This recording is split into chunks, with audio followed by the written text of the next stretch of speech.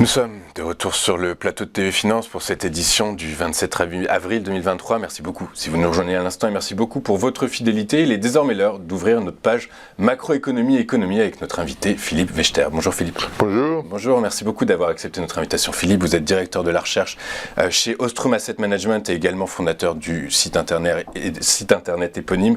Site extrêmement intéressant dont je vous parlerai juste après. Philippe, on a beaucoup de choses à voir avec vous aujourd'hui, notamment le plafond de la dette aux États-Unis. Cette nuit, le Parlement européen, enfin surtout la Chambre basse du Parlement européen a voté... Américain, pardon. La Chambre basse du Parlement américain a voté en faveur du relèvement du plafond de la dette aux États-Unis sous certaines conditions qu'on verra après. Mais avant toute chose, on a remarqué que dans le même temps, les CDS, donc les produits de couverture contre le risque de défaut de paiement aux États-Unis, ont augmenté. Du coup, est-ce qu'il y a réellement un risque de défaut de paiement aux États-Unis ? Effectivement, quand on regarde les CDS, à 1 ou 3 ans, on a des niveaux qui sont exceptionnellement élevés, même par rapport à d'autres moments où ces discussions sur le plafond de la dette étaient engagées. Donc il y a une interrogation, parce qu'on sent que les rapports politiques, parce que c'est ça, hein, c'est pas une question économique, c'est les rapports politiques entre démocrates et républicains est aujourd'hui compliqué. Les républicains disposent de la Chambre des représentants, ce qui a permis de faire voter ce point hier soir, mais le Sénat est démocrate, et donc ce qui a été voté hier soir ne passera pas au Sénat. Donc on est sur un bras de fer qui paraît plus important que par le passé, et pour plusieurs raisons. D'abord parce que, comme en Europe, la politique se polarise davantage aux États-Unis, et même elle l'est davantage qu'en Europe, entre une droite très forte et une gauche qui se renforce. Et donc, il n'y a pas de demi-mesure au milieu, ce qui a été souvent le cas aux États-Unis. Hein. Les républicains et les démocrates étaient finalement assez proches pendant très longtemps, ça n'est plus le cas. Et donc, il y a un enjeu très fort. Et puis, donc la mesure qui a été votée, c'est une mesure, disons, on peut relever le plafond de la dette de 1500 milliards de dollars, mais dans le même temps, sur les 10 ans qui viennent, il faudra réduire les dépenses de 4500 milliards. Et on rediscutera de ça dans un an. Dans un an, on sera en pleine élection présidentielle, et donc Biden sera forcément dans une situation moins favorable. Donc il y a tous ces enjeux qui aujourd'hui sont importants pour la dynamique américaine, politique, économique, et c'est pour ça que les choses se bloquent. Et d'ailleurs, Joe Biden a dit, moi je veux bien recevoir McCarthy, qui est le patron des républicains à la Chambre des représentants, mais pas pour discuter de son plan. On peut se voir, mais pas là-dessus. Donc il y a une situation qui est bloquée, qui va vite arriver à échéance, parce que le plafond c'est fin avril. Serait a priori début juin ou fin juin. Donc, donc on est dans des situations assez compliquées, et on attend fin avril les recettes fiscales pour voir si effectivement il y a des marges ou pas. Ok, très clair, très intéressant. Donc ce qu'on comprend en fait, c'est que pour l'instant la situation est bloquée. Les démocrates sont plutôt en position de force, mais dans quelques temps, en période d'élection présidentielle, et bien de campagne présidentielle, Joe Biden aura peut-être les mains un peu pliées. Du coup, hier, ils ont quand même conditionné le vote de cette hausse, de ce rehaussement du plafond de la dette par donc des coupes budgétaires, comme vous nous l'avez dit, mais également le détricotage de mesures énergétiques et environnementales contenues dans l'Inflation Reduction Act, voté à l'été dernier. Du coup, si les négociations deviennent de plus en plus âpres au cours des mois qui arrivent, est-ce qu'il faut craindre que ce Inflation Reduction soit revu et donc que par conséquent l'inflation américaine reparte à la hausse ?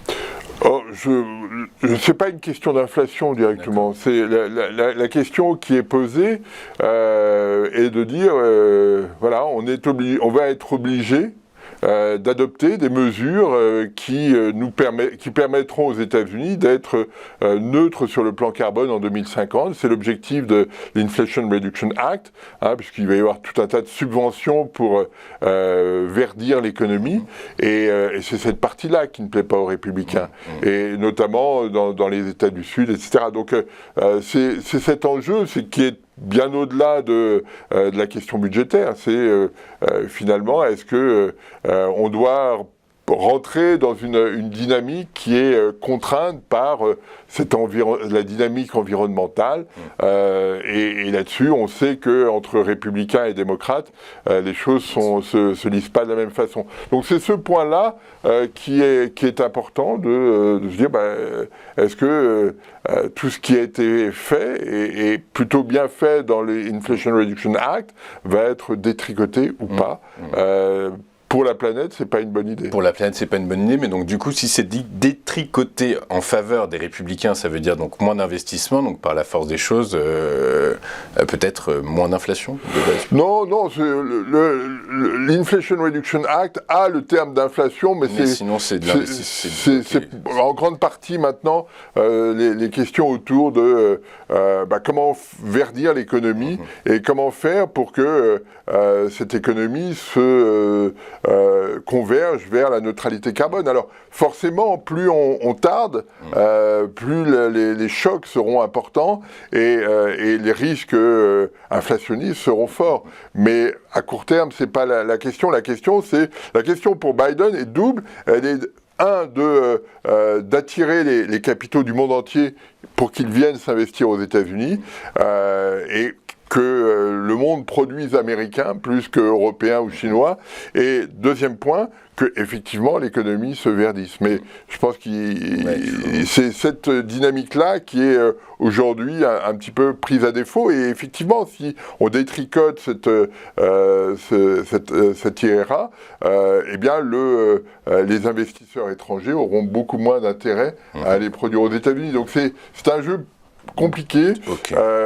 Peut-être que sur cet aspect purement technique, pas sur la partie verdissement de l'économie, mais sur cette partie purement technique, les Européens ont tiré avantage. Parce que là, on voit bien l'attrait qu'il y a. Et le patron d'Airbus, dans une interview hier ou avant-hier, disait pour les producteurs d'avions comme nous, c'est très attractif d'aller aux États-Unis. Les Européens doivent réagir par rapport à ça. Et donc ça, c'est une dimension à laquelle il faut de toute façon que les Européens soient plus réactifs et plus actifs. Donc finalement, quand on essaye de réfléchir à l'impact que pourrait avoir cet éventuel défaut de paiement des États-Unis, quel serait l'impact pour l'Union européenne en fait en réalité? Il faut l'analyser secteur par secteur ou... Oh non, s'il y a un défaut des États-Unis, c'est le signe noir. Vous savez, cette espèce de dynamique monstrueuse, systémique et déstabilisatrice. Pourquoi? Parce que de longue date, l'actif américain, l'actif du Trésor américain, est perçu comme l'actif sans risque. Donc d'un seul coup, cet actif qui était au cœur de la construction financière depuis la Seconde Guerre mondiale, eh bien, se délite. Et c'est ça le risque. Alors, il y a des parades éventuellement. On peut mettre en place fondre une pièce de 1000 milliards de platine, parce que sur le platine, il n'y a pas de plafond de la dette. Donc ce sera un moyen de compenser, faire racheter cette pièce fondue par la Fed, par le Trésor, etc. Mais on voit bien que ce serait vite compliqué. Donc le risque, c'est que tout le monde soit emporté par cette situation. Et c'est pour ça que le jeu est un jeu compliqué, parce qu'on voit bien que personne n'a intérêt à tirer la ficelle jusqu'au bout, parce que la situation serait dramatique pour le monde entier, mais pour les Américains en premier. Quand vous dites tout le monde, oui, c'est ça, c'est les Américains. En premier, mais parce qu'on peut penser aujourd'hui il y a une forme de mouvement de dédollarisation, alors même si c'est minime dans les échanges, mais ça ferait pas le jeu des Chinois, du bloc sino-russe. Ça ferait le jeu de personne, c'est-à-dire que d'un seul coup, rappelez-vous, une banque américaine en 2008, le 15 septembre américaine, une pas si grosse banque que ça, mais qui était liée à tout le monde entier, a fait défaut. Et d'un seul coup, la sphère financière mondiale s'est délitée. C'est juste une banque. Là, c'est le Trésor américain. C'est-à-dire que toutes les économies sont peu ou prou associées à cela. Les réserves de change sont essentiellement en dollars. Donc d'un seul coup, quelle croyance vous pouvez avoir, quelle crédibilité peut va avoir le dollar. On rentre dans quelque chose de très compliqué. Donc, et les Américains seraient directement affectés par cette situation, parce que plus personne ne financerait l'économie américaine, et donc d'un seul coup, la situation se bloque. Mais alors pourquoi ça semble être un sujet en fait en réalité, puisqu'on est quasiment sûr finalement la probabilité de défaut des États-Unis est minime en réalité. Pourquoi les CDS augmentent? Pourquoi ils sont à un plus haut de 12 ans? On espère tous que ce sera un effet minime, mais pour l'instant, le temps avance sans qu'il y ait de solution et de réponse claire sur ces points. Ok, très clair. Merci Philippe. On va basculer sur cette bonne nouvelle en France, le chômage qui continue à baisser. Est-ce que c'est une tendance qu'on observe partout dans l'Union européenne? Oui, globalement, on a une dynamique du marché du travail qui est plutôt forte en Europe. Alors on a une particularité en France, c'est que c'est effectivement un peu plus marqué qu'ailleurs. Et ce qui est très bien quand on regarde l'emploi, parce que finalement la contrepartie, et c'est ça qui doit nous intéresser, c'est qu'on crée beaucoup d'emplois en France.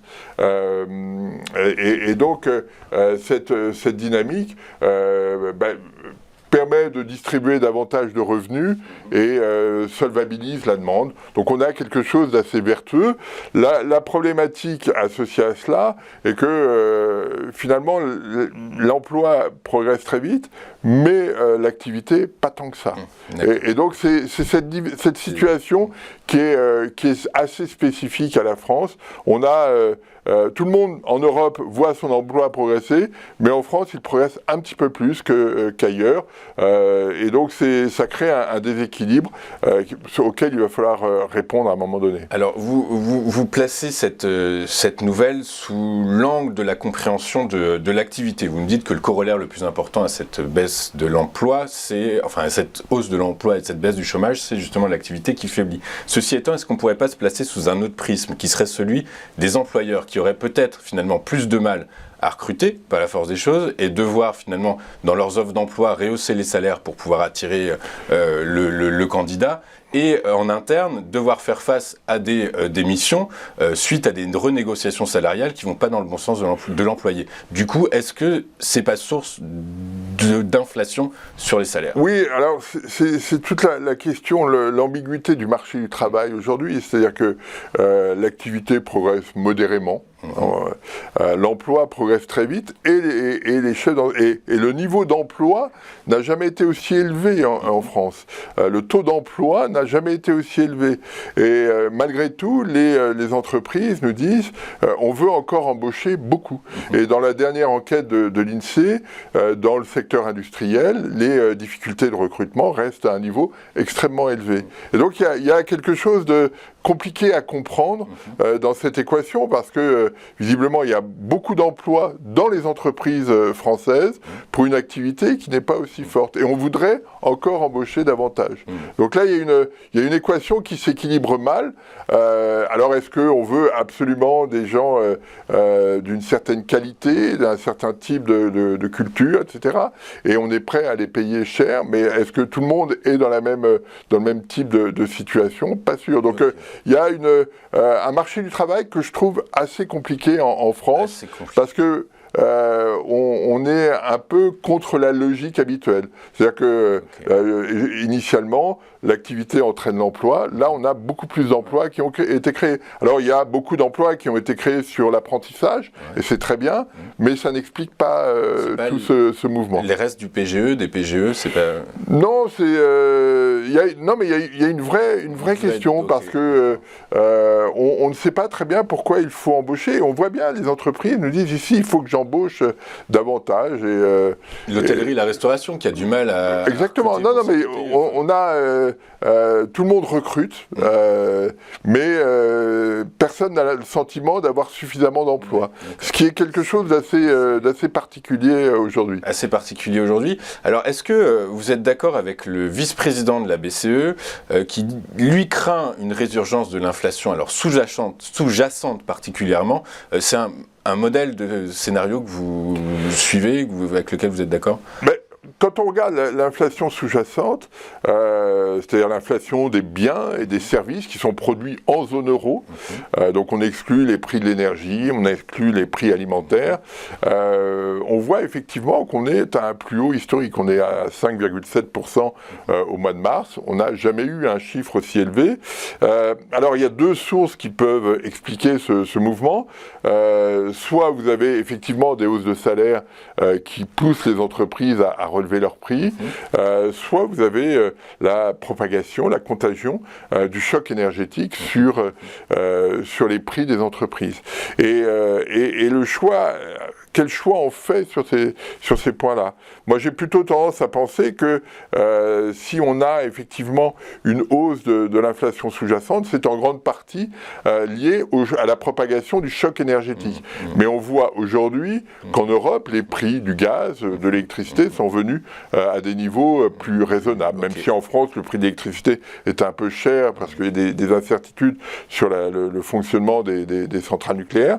Mais globalement, les contrats qui vont être signés à l'automne seront moins chers que ce qui a été signé à l'automne 2022 pour 2023. Donc de ce point de vue-là, ça devrait tirer vers le bas. La question est de savoir comment se négocient les salaires. Alors sur ce point-là, malgré tout, on n'a pas beaucoup de statistiques, on a beaucoup d'anecdotes, mais pas plus que ça. On sait que dans telle entreprise, il y a eu 10% sur 2 ans, il y a eu...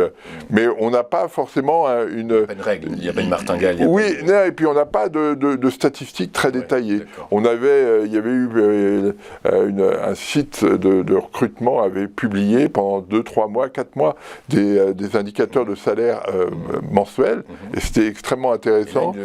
Ça n'est plus publié, donc je leur ai écrit, mais je n'ai pas eu de réponse.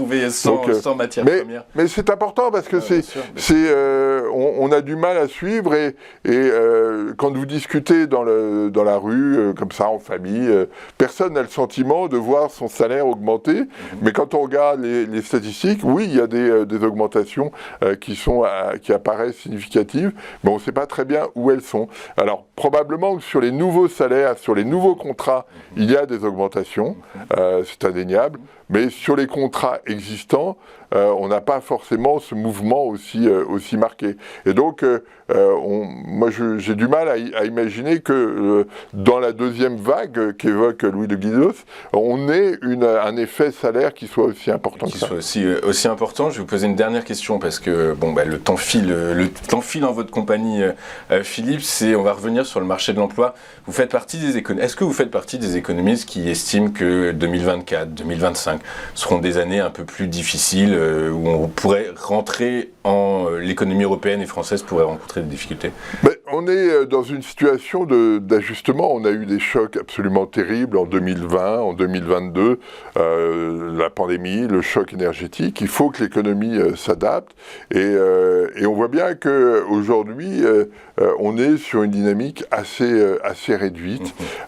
Et donc, l'emploi qui a été très fort, comment réagira le marché de l'emploi? Balbutier un petit peu plus. En tout cas, le rattrapage qu'on a eu en 2022, qui est absolument spectaculaire, même depuis la mi-2021, va probablement se ralentir, s'essouffler.